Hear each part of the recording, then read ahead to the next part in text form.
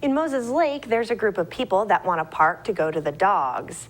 They are continuing their progress towards making a new leash-free park. Here with the story is Ryan Lancaster.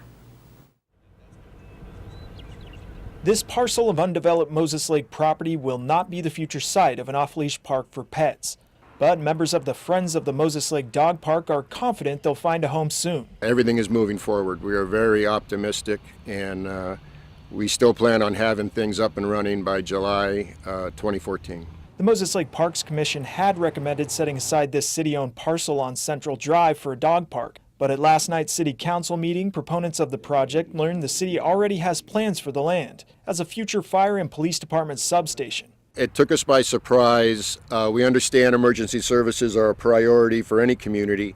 So with that in mind, we have opted off of this location and would rather focus our efforts on a location that is more viable with the city. Fortunately, the city council unanimously endorsed the idea of a dog park, and Sarah says the city has given the group a list of 7 other sites as possible fits, parcels designated as city parks that have not yet been developed. We're looking at 10 acres close to where we are now, and then there's several other locations that we're going to be looking at this week.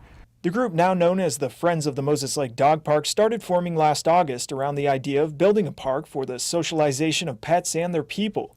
It has since solidified with nonprofit status and more than 3,000 signatures from community members who support establishing an off-leash park.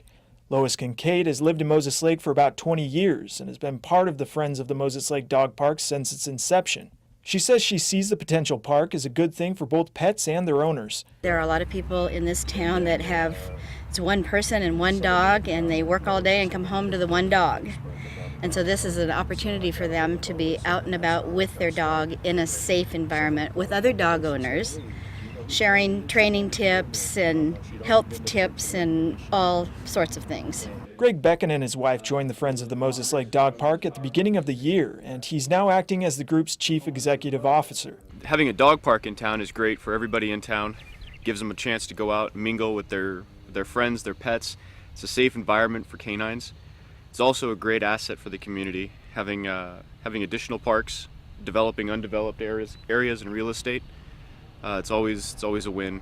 And in this case, having the community involved will give everybody a little bit more pride in ownership. The group is still working out how much the total project will cost, but Sarah said they've brought in several $1,000s without any major fundraising push.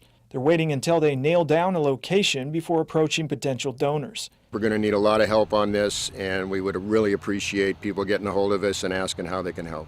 The Friends of the Moses Lake Dog Park plans to have a new siting choice by the next council meeting. More information on the group is available by calling 509-793-5500 or searching out Moses Lake Dog Park on Facebook. For iFIBER 1 News, this is Ryan Lancaster reporting. We'll be back right after this.